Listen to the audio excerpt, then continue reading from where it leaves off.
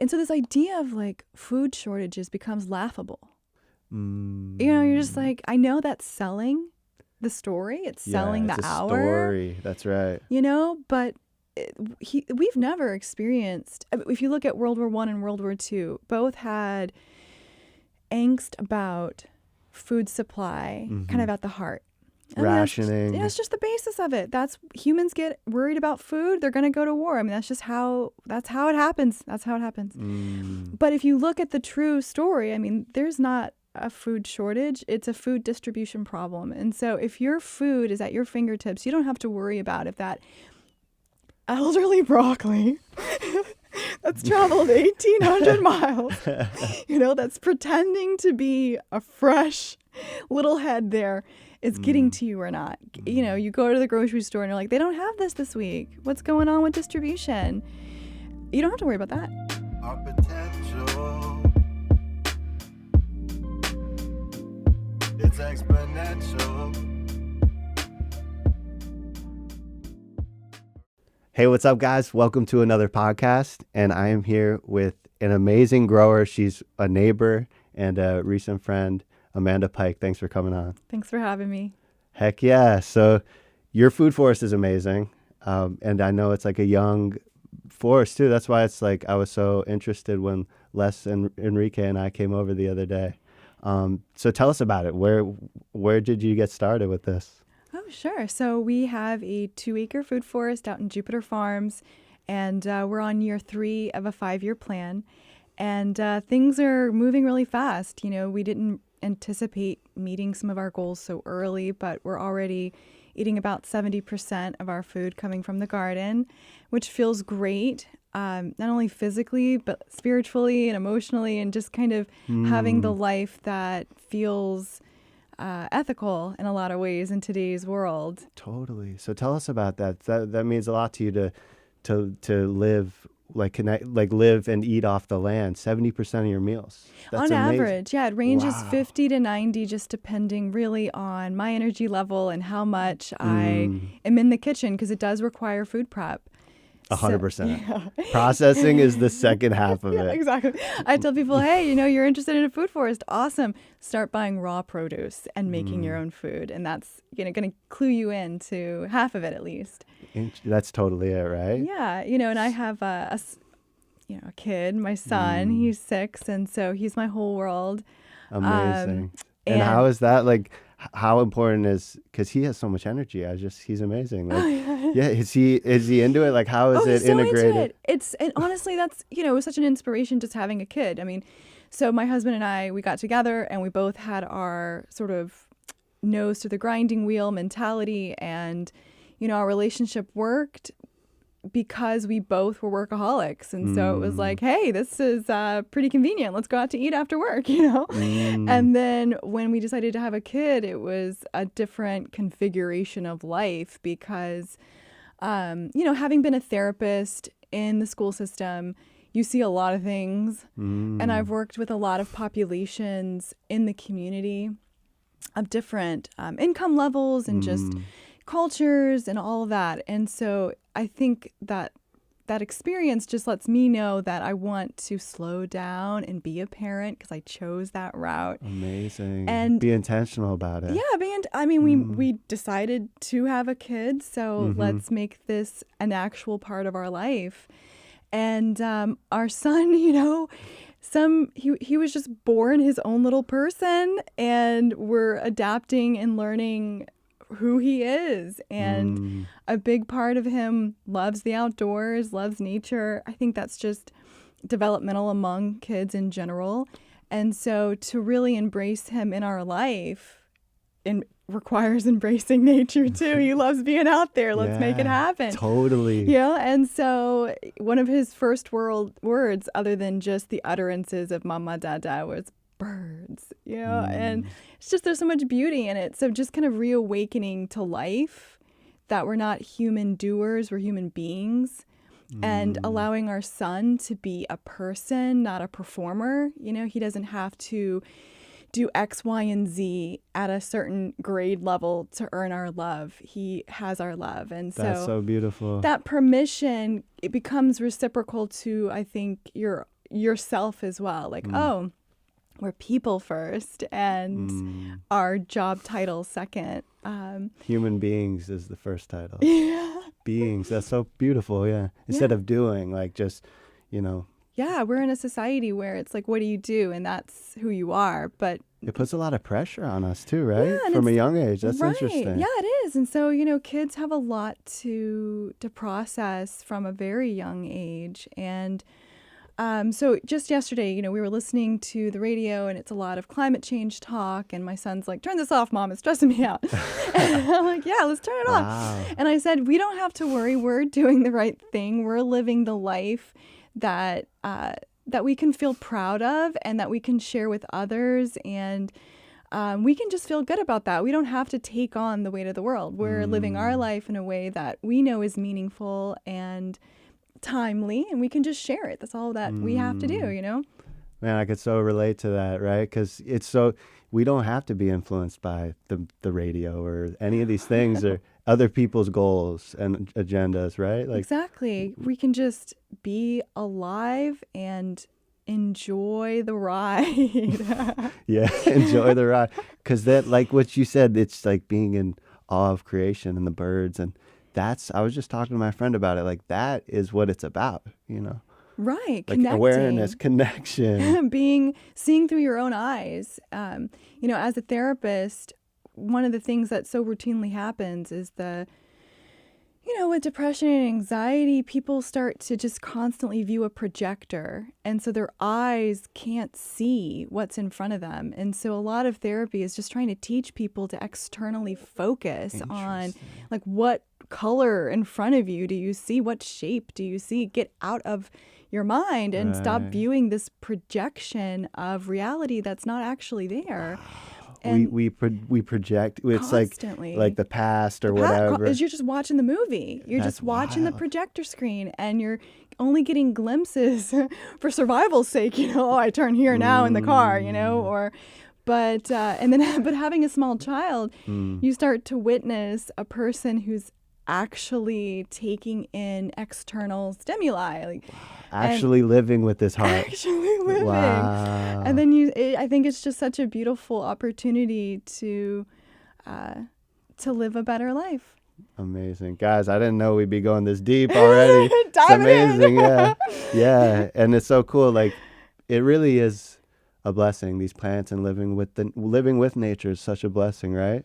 It's beautiful. I mean, we have our 2-acre food forest and we go out there and it becomes such a natural rhythm of life. Harvesting is propagating, right? You're going to cut that limb off to get the leaves and berries off, and you can just stick that right in soil and make another plant. Harvesting is propagating. Yeah. So And pruning and all that. Yes. It's opportunities. It's opportunities. You're just creating more. And so this idea of there being not enough, or this idea that we have scarcity, is just an idea, especially here in South Florida. I mean, we are so lucky, I think, to live so close to the equator, Right. and have all this opportunity for year-round growing. And Tell us about that. Yeah, like because I don't think people realize that it is a lot of people say, oh, it's harder to grow things down here. But I would agree with you. There's actually stuff that's way easier to grow down here. yeah, I think there's a misconception that we have to do things a European way because that's the dominant culture of the U.S. You know, a lot of our media, a lot of our movies, it's a European implant. And the research that excites me most is on the blue zones in these 5 areas of the world where people live to over 100 disease-free. And, you know, in my 20s, it was like living for the day. And then, you know, you have a kid and you think, Right. you know, I kind of would like to be a grandmother. You know, I kind of want to see how this is going to play out. Yeah. So you start to think a little bit more about a longer scope of vision. You know, I want Longevity. You start to think in the future in a 100%. different way. And so you hear about these areas, Okinawa, Japan, Nicoya, Costa Rica, Sardinia, Italy, Icaria, Greece, Loma Lima, California, these places where people are living to 100, disease-free. They're not on any pharmaceuticals. They're not dependent. So why do they live Well, they're all permaculture gardeners. I mean, you get to the heart of it, they're just like backyard gardeners. They're living off the land. They're living off for the earth. And so real. they're using their bodies, sitting is the new smoking. And so in those areas, they're getting out in the garden every day. They're harvesting their food. They're making fresh produce. Here in the U.S., the average head of broccoli travels 1,800 miles. So you can call it fresh produce, but boy, it's not fresh. It's marketing. Yeah. It's been sustained, but it's not fresh. And so these people are eating fresh foods. They're integrated in a community, like a real community, not just a consumer community, but like, hey, how are you? In a real way. I don't want the sound bite of fine and how are you? It's no, let's get together. Let's support each other. And a lot of the support is interesting. Like in Okinawa, Japan, they have farming days where they go to each other's gardens. These are not big ag farms of rows of just a single crop. I mean, it's a permaculture garden. So gardening's a pleasure. It's joyful to be out there. There's shade, there's dappled light, there's birds and butterflies and the beauty. And then they can sunlight. have lunch together. Let's do this. Let's spend the day doing what is joyous and beautiful and bring the kids or the grandkids, wherever you are, in life. And, so many Americans struggle with feelings of loneliness. Totally. Because it's such a competitive culture. And we isolate ourselves so much, right? Yeah. We go to these apartment buildings and no one says hi to each other. Yeah. Yeah. Yeah. It's interesting. Yeah. It's just this compartmentalization of age. You hang out with your age bracket and no one else. And like socioeconomic, you hang out with only people in this bracket and no one else. And there's all of these little categories and compartmentalizations, and you're just boxed in tighter and tighter. Yeah, and it's not right. It's like nature too, right? We need to be exposed to other elements for there to be balance. Like we need exposure, right? We need guilds and companions and companion plants. Companions, yeah. Yeah, no, you're so right. I love how you're talking about the root issue going on that this, a food forest could solve. Right. Because it's true. It is bringing back, community and sharing. Right. Like what you're saying. I went to your house. You just gave me a bunch of mulberries and stuff, and I can't help but do the same stuff. Like I can relate to that feeling. Right. So there's a level of trust because there's a security in the idea of abundance. This idea that not only do I have enough, but I have enough to share, and there are no strings attached. It's just I pruned my tree. Here is a truckload of limbs that are probably going to grow for you.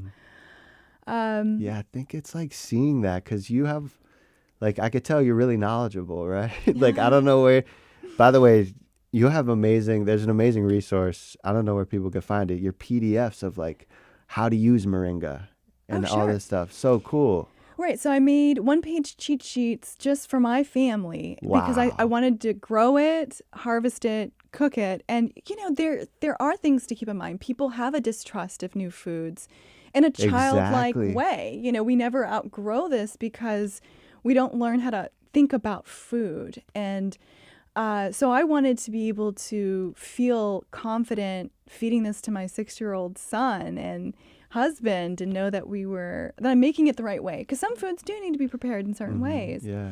It's being informed and how to... Confident, just informed and confident. It's usually simple. Like, just give that a quick blanch, you're good. With most things. Because that is one of the first issues people have is not understanding how to harvest, and it freaks, they're not confident about it. Right. That just feeling secure.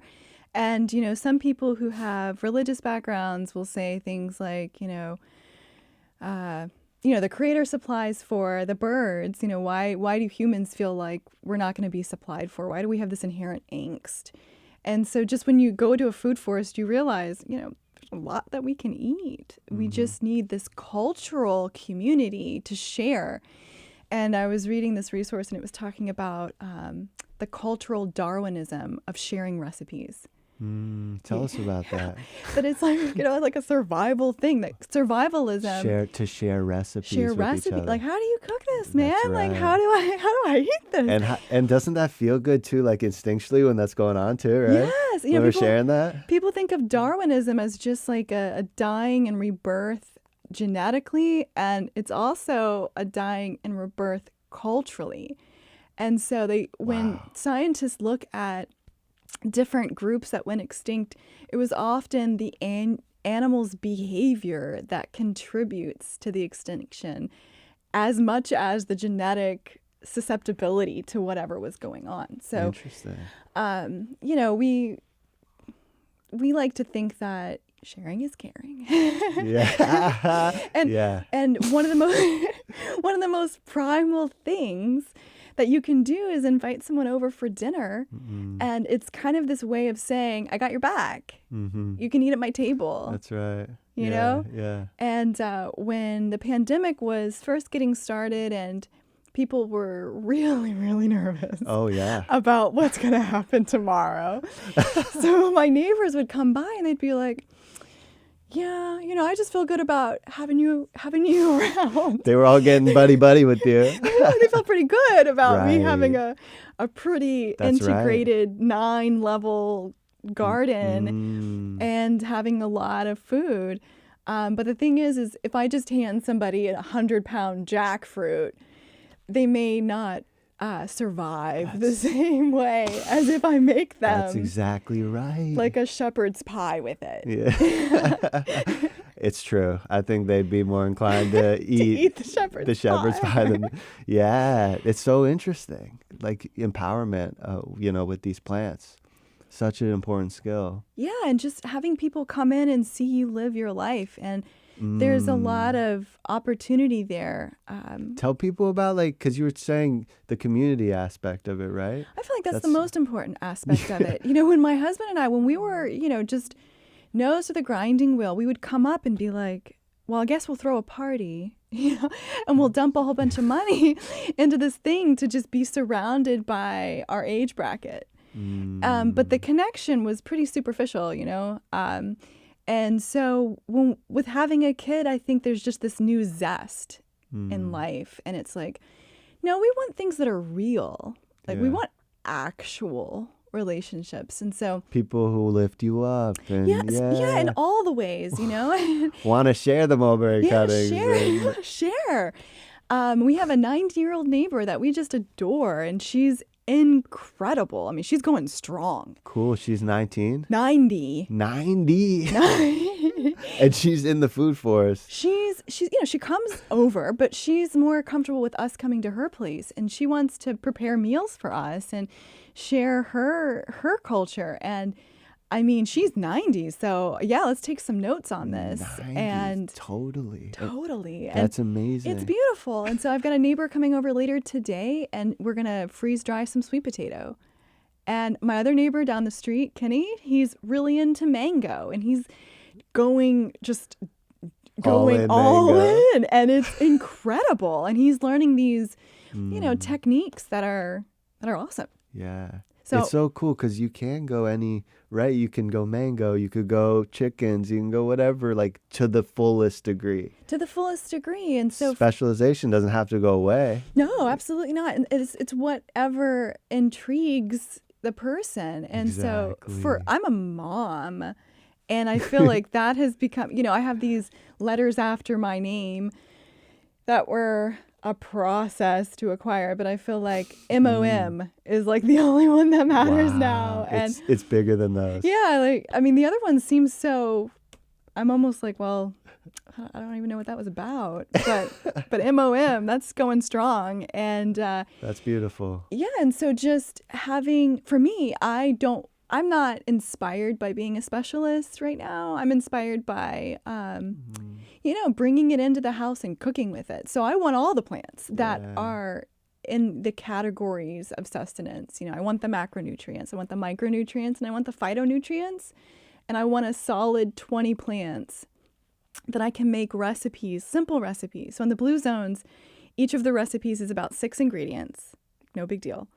On average, takes about 30 minutes. Hey, it's like if it's overly complicated, the people in the blue zone ain't got time for that. No, humans like to do things easy. They're not. Our ancestors weren't different than us. No, absolutely not. Cook it up. Eat it. Yeah. Get some friends over. Yeah. Let's have this. Let's do a little party. This is so good though. I just want to like recap what you're talking about because guys, this is amazing. Like to think like this, right? Like, oh, instead of like, oh, what are the 20 things on my grocery list in my grocery store? What are the 20 things we could grow here Right. that like hit all these marks, right? Right.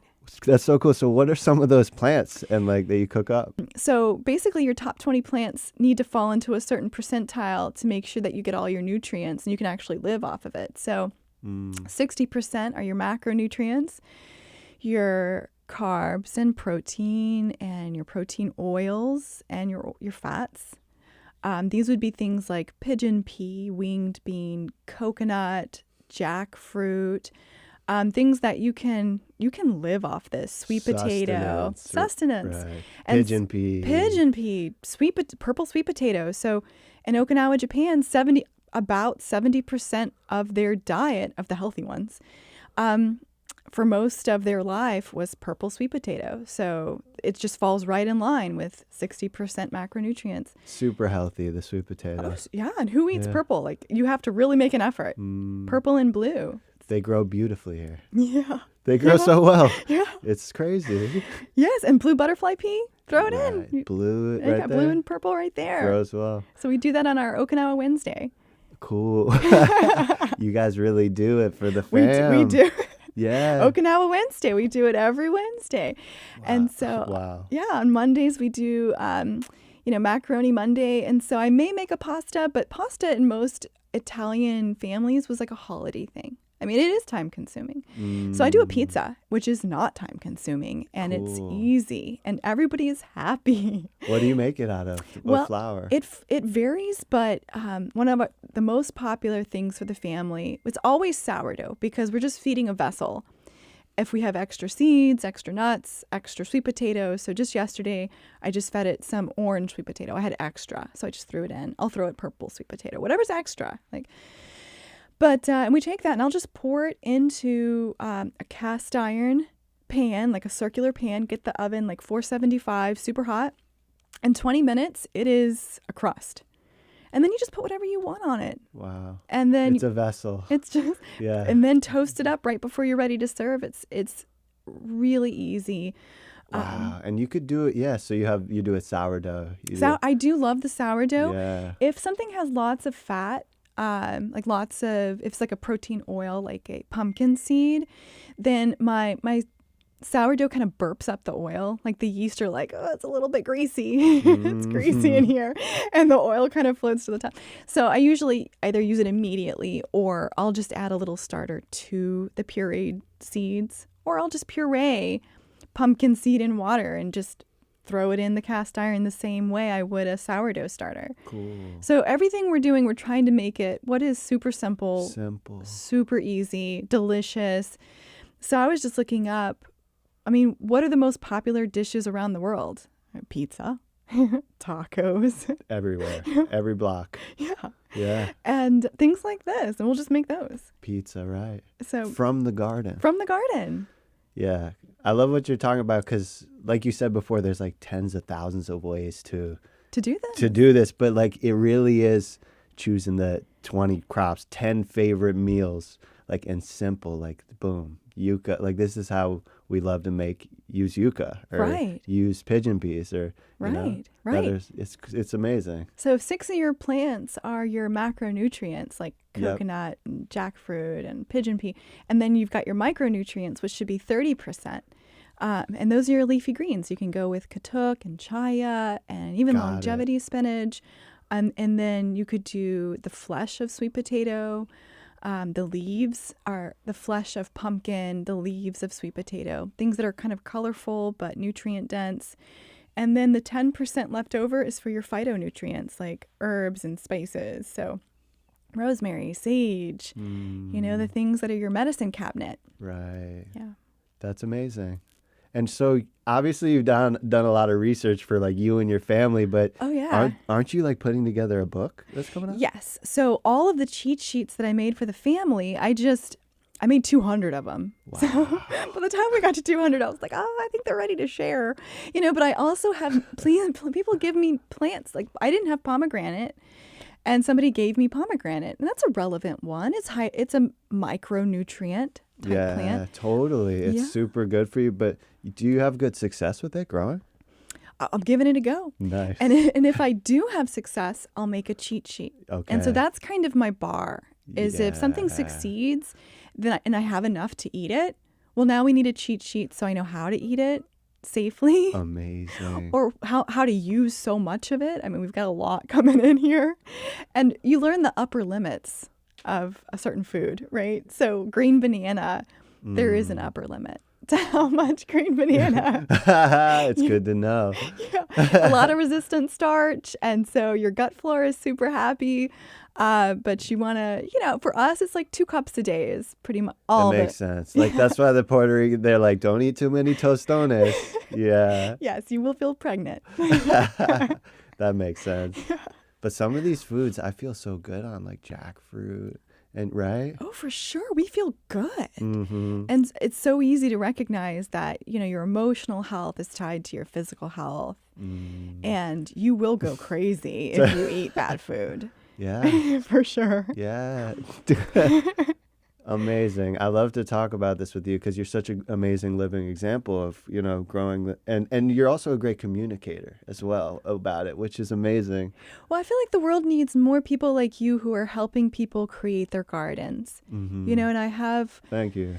people come over and they'll want to buy plants, and I'm like, I'll gift you some cuttings, I'll gift you some seedlings, and our 4-H group does do sales once a quarter, but Nice. that's not where I am in life. I'm in the kitchen. Yeah, you're mom mode. I'm MOM, man. M.O.M.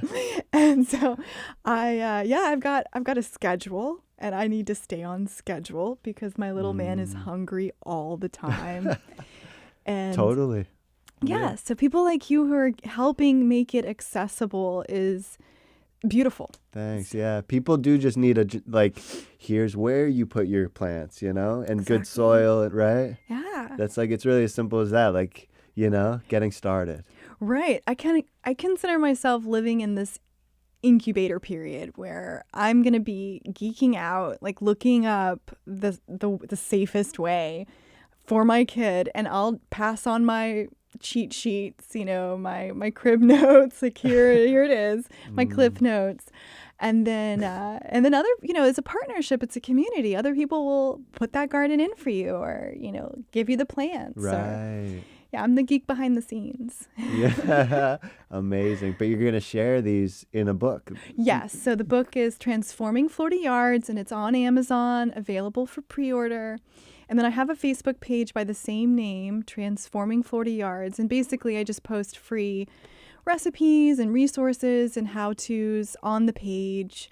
Super awesome. Yeah, to build that community. Totally.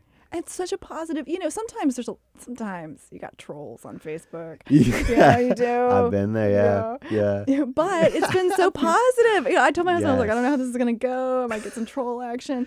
And honestly, it's been at least 6 months of managing this page, and I'm like, I'm really surprised I haven't had more issues. It's been pretty positive. Wow. It's probably because you put that energy out there, right? Hope so. Yeah. Because you're going to find a lot of trolls in this world too, a lot of negativity and stuff. But again, if we attract a community of people who, Yes. with a higher vibe, Yes. might be less so. Yes, the trolls need to sit down to a good meal, fresh from the garden. Somebody invite them over. That's right. Change their life.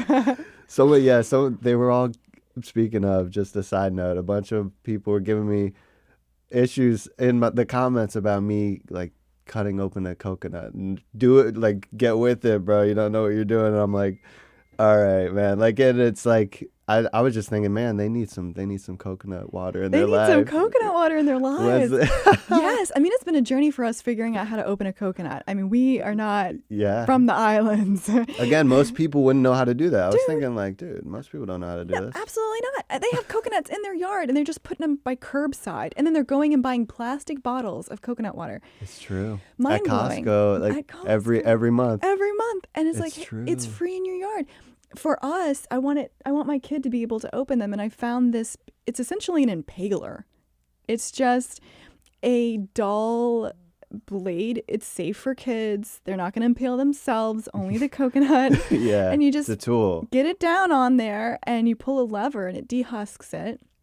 And once you dehusk it, my son can do it totally by himself.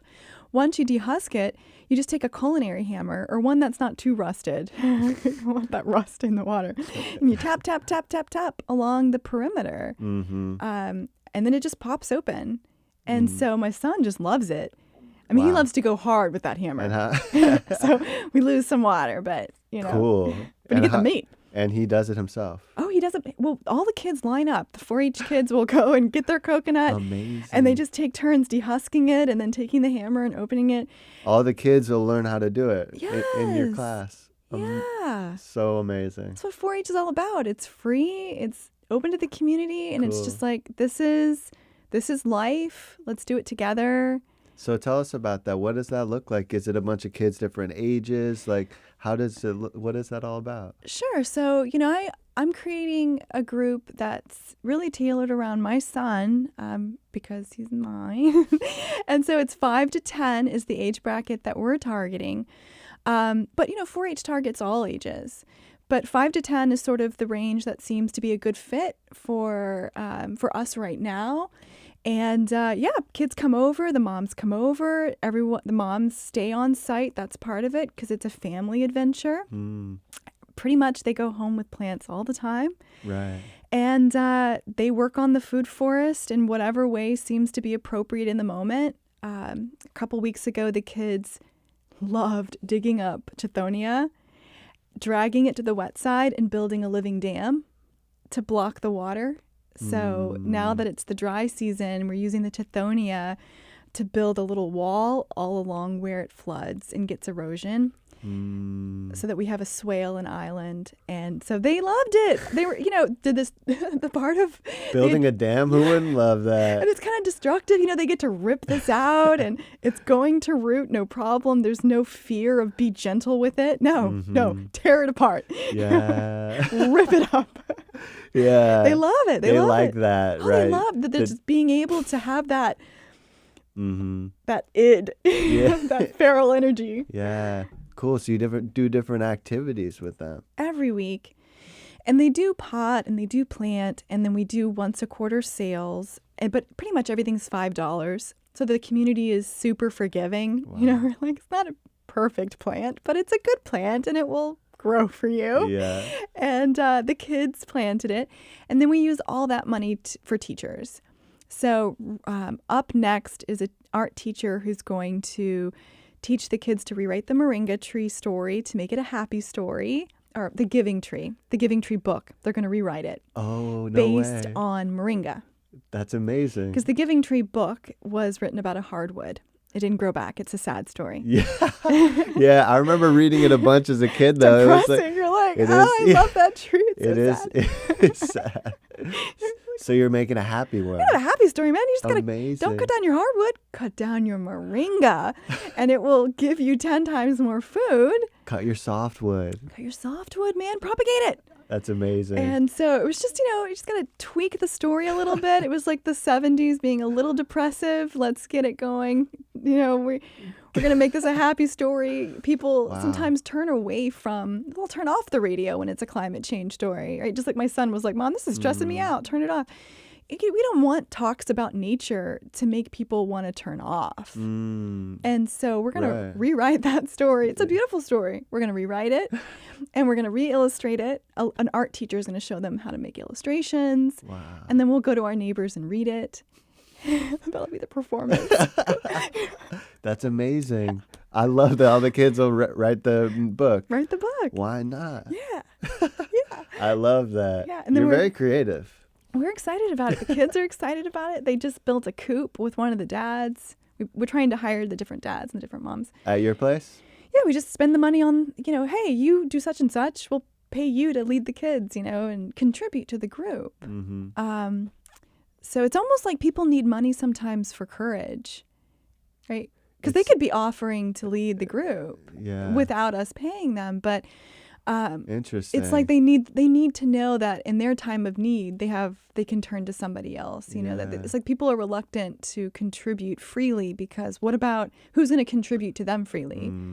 And so I feel like there's a time and place for money, and so Yeah, that's giving cool. them that courage. The teachers, yeah, Yeah. totally. And then the next teacher lined up is on spirulina, Cool. how to cultivate spirulina, because some communities, they have spirulina in 70% of their dishes. It's And like, that's the phytonutrients you're talking about, right? yeah, and I mean, pound for pound, it's pretty high protein, but I don't know how much you want to slurp down Yeah. of spirulina. So yeah, it's more of a phytonutrient. It's not very tasty.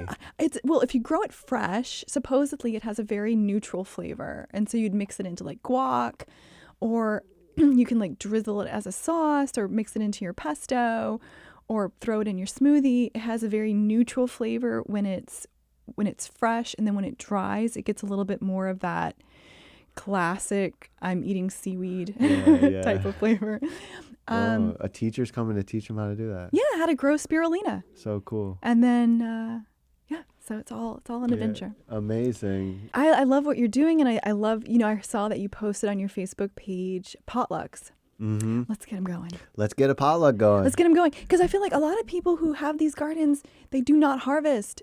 Yeah. No, let's do it. I'm with you. Like, I'll have a cauliflower go. I'm like, oh my God, I've been busy all week. Yeah. We need to Get together. Yeah. Let's be intentional about it. Use the garden. Use the garden. Like what you're saying in these blue zones. By the way, when? Because let's do it. Let's get it on the calendar. Yeah, I mean, like, I've got a schedule. I know I'm cooking. Yeah. So, I mean, once a month we're doing karaoke. Okay, We host, perfect. and so that's easy. People can come over. I can invite you to the page. Anybody who's interested can Cool. come do karaoke. I love eat our Lisa. food. It's like a potluck karaoke type thing. And then as we start there, I'm comfortable hosting that. Cool. Our next one is April 1st. Cool.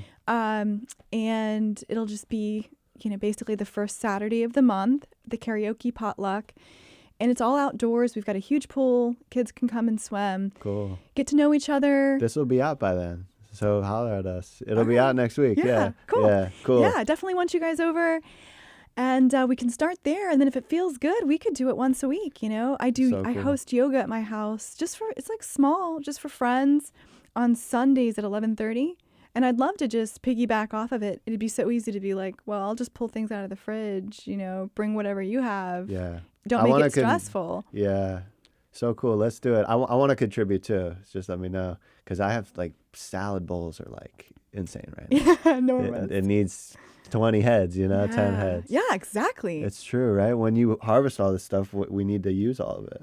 Right. And I feel like, I was reading just biologically and evolutionarily, eating together from your garden, it takes away so much stress on this primal level, because you're just existing in the most natural way with your community, and humans have lived through catastrophic climate changes. This is nothing new. I mean, we can find the present day reason for it, but there are many reasons and things that contribute to climate. Right. And so we've got our things going on today that are leading us to have this recurring conversation about climate change. But let's be real, we've lived through a lot as humans. We're resilient. We're resilient. That's the whole point of what we do, right? Yeah. We're here. Yeah. Here we are, man. Yeah. A lot of things aren't. That's a great point. And we're here. the people who have thrived through catastrophic climate change were always the people who had the most biodiversity food at their fingertips. Period. I mean, the research, like you see these little like caves, and then there are all these like human skeletons, and then around all the cave are all these fossilized plant records. Right. Of all the foods that they had. They didn't have to venture far outside their cave. And our houses are just a step up from caves. Yeah, that's We're right. building caves. That's right. And so, we're like, I'll just put a cave there. I'll just make it out of CBS right there. Right. And let's get rid of all these plants. Yeah. Let's ship them out and get one, But now it's like, well, okay, you got your cave. Now get your food forest going. Totally. And you're good. Yeah. You're aligning yourself with what every human who survived catastrophic climate change had. It was the diversity in food at their fingertips. The diversity of food at their fingertips. Those are the ones that survive. That's so beautiful. Those are the ones that survived. Man. And they weren't alone in that and like you cave. said, yeah, exactly. Community, man. But you're amazing. But what you're saying, it's like exactly like you. There's nothing like walking outside and grabbing. There's a calm, a peace to it. A piece. Yeah, going outside and pulling radishes, those daikons, and Enormous. yeah. You could. It pumps me up. Yeah. Right. And so this idea of like food shortages becomes laughable. Mm. You know, you're just like, I know that's selling the story. It's selling it's the a hour. Story. That's right. You know, but we've never experienced. If you look at World War I and World War II, both had angst about food supply kind of at the heart. I mean, Rationing. it's just the basis of it. That's humans get worried about food. They're going to go to war. I mean, that's how it happens. That's how it happens. But if you look at the true story, I mean, there's not a food shortage. It's a food distribution problem. And so if your food is at your fingertips, you don't have to worry about if that elderly broccoli that's traveled 1,800 miles, you know, that's pretending to be a fresh little head there, is getting to you or not. You know, you go to the grocery store and you're like, they don't have this week. What's going on with distribution? You don't have to worry about that. Eat seasonally, eat regionally, and it's a rhythm of life that keeps your mind and body intact. That's it. Yeah. Right? It's a regulation. Regulation. You know? On every level. Emotional regulation. Yeah. Like, you guys, let's just table the conspiracy talk and let's get in the garden and let's... It's funny how the garden summons a lot of that, you know? And it's like the equalizer. It's the equalizer. It doesn't matter what your religious background is. It doesn't matter what your age is, your culture. When we do these Sunday at 5 free tours, every Sunday we do a free food forest tour. We get all kinds of people. I mean, last week, the average age of our attendees was probably 70. Wow. And they were loving really cool. it. Oh, man. And they're awesome. They're texting me, I'm going to Mounts. Do you want me to pick you up something? I'm like, yeah, thank you. Amazing. You know, and other times, you know, they're from a different country. Like, we have friends from India, and they'll bring their whole family, their extended family, and then they'll even offer to come lead a cooking class for the kids. Wow. Because they're like, I grew up with pigeon pea. We brushed our teeth with the stems. So this lady, you know, she lives... No way. Yeah. With the stems of pigeon pea. Yes. Wow. It's just like neem. Like they'll strip it, and just like neem. And it's good because of the antimicrobial phytonutrients in it. That's amazing. Yeah. And so then she cooked this dal dish, and the kids were just hungry for nutrition. And people don't think American kids have a hunger issue. Well, yeah, they do, because they might get the calories, but not the nutrition. Yeah, it's true. So she was shocked. She was like, I mean, they gobbled it up. Like, they're hungry. They're hungry for like good food. Yeah, that's right. Not fast food, good food. Yeah, good food. Oh my God, Amanda, this has been so great. I want to keep going, but we're limited on time. Well, I loved it. I had a great time with you. I'm so thankful you had me on. And definitely let's do the karaoke. You're going to rock it. Let's do it. I'm here for it. I love music, by the way, so yes. Yeah, I see. And I told my buddy Noah, like, for sure, he was like, I'm there. We're going to get all the permaculture peeps. Anybody else who wants to get involved. Yes. Everyone's welcome, and we're going to have a potluck. And let's do it. Music and all of it, yeah. Yeah, I can host once a month easily. Cool. And we can make it a movable feast. Let's where we make go it to your happen. place, we go to my place. A movable feast. I love that. This is great. Amanda, is there anything else you want to say to the world before we leave? Let's do this. Heck Let's yeah. get the food forests a norm. Let's make them a norm. A norm. Let's make it a norm. Let's make it a norm. Yeah. It's all over the place. Let's do it. Yeah, let's do it. Heck yeah. Thank you. Thank you.